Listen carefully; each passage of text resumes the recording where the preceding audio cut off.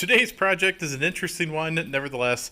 If you haven't seen the video of my electric CitiCar, I will put a link up here. But basically, it's a very small electric car that was made in the 70s, and I happen to have one that needs new batteries. Now, traditionally, this car uses golf cart batteries. It uses 8 of these 6-volt batteries. You can see they've already started to corrode. One of the biggest problems with golf cart batteries is actually the maintenance. You have to kind of keep the fluid up and keep them charged properly and not overboil them, and they can die premature deaths quickly if you're not on top of the chemistry. What we're going to put in this car is sections of Chevy Volt batteries. Now, sitting on my workbench is all the parts and pieces to make this happen, some old, some new. We are going to use some existing contactors that are in the CitiCar for the forward and reverse contactor and the start and stop. We're going to swap out the pedal with a standard golf cart pedal. It's just easy to do. It won't take a lot of work, and we can get that going. The controller is an Altrax. This is a 7245P, which basically means it will work up to 72 volts. We're only going to use 48. It can handle 450 amps of current, and I have it adjusted to only give us 300, and that's because each one of these batteries is only capable of 150 amps. You start pulling more than that, and then you'll start harming the battery and giving it a premature death. So combined, we're safe on 300 amps, so we'll try that, see how it works. And then I have a new cutoff switch, or that way we can turn the power off. You kind of want to do that for safety measures. If something really bad happens, you want to cut the voltage. So we're going to add that. I have some resistors, and I have some diodes and some protection we're going to do on the contactors that aren't there. We have a fuse holder and some fuses, and then this guy here is a 30 amp 48 to 12 volt converter. So basically the accessories in the car are 12 volts, and these are 48 volt packs. So you need to reduce that to be able to run all the accessories, and that's what that's for. There is a new charger. These are lithium cobalt. They do not use standard chargers. They need a lithium cobalt style charger so that you, again, don't overcharge them and prematurely kill them. They are also only good down to 36 volts, and when you start getting below 36 volts, you are damaging your batteries. I have the cutoff set to 38 inside this controller. So we are well within the specs of hopefully not killing our new batteries. And let's get this thing wired up and see how it does.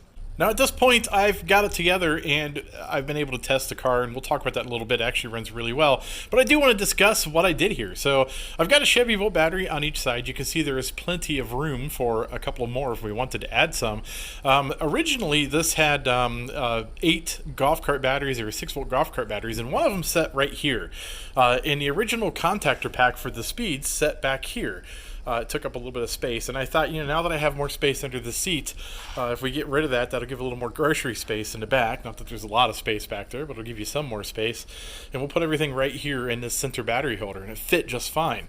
What I came up with was just some aluminum scrap I had. It was, I don't know, 3/16 thick aluminum plating, and I just put it in my brake, and I basically cut out the exact shape of the bottom where the battery would normally sit, and just gave it a good bend, and then I bolted the Altrax to it, and then I made another kind of bent piece of aluminum, and that's what's holding some of the components on the backside here. But what we have is the Altrax controller is here.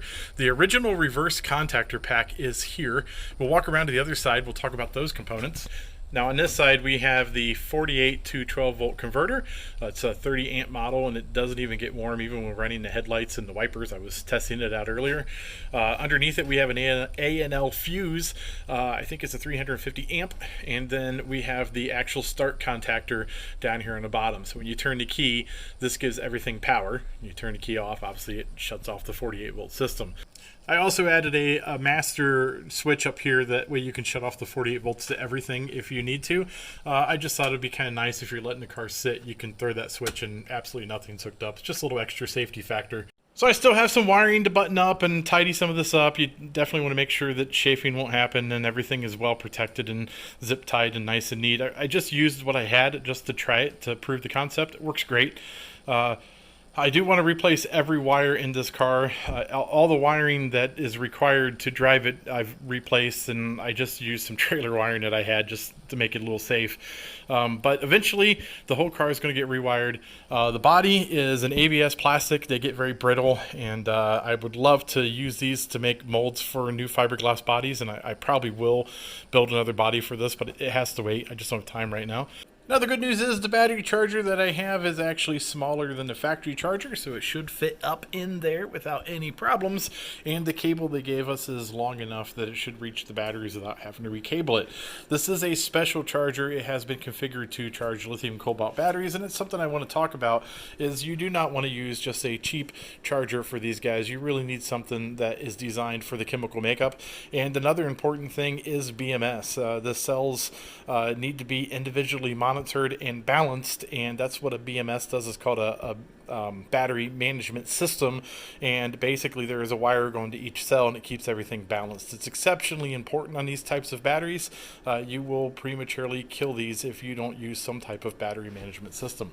So right now we're charging. Looks like we're 87%. I do have a little gauge up there. You might not be able to read it, but it's 87% or 48.4 volts. It should stop at around 50. Now, as one last trial run, I do have my battery charger plugged into my charge point station. Looks at all the junk I've pulled out of the car. And you can see that the charge point is charging the car.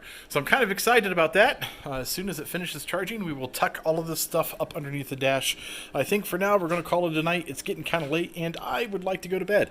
So take a look at some of my other videos. Look around. You might find something interesting. At the very least, you might be entertained.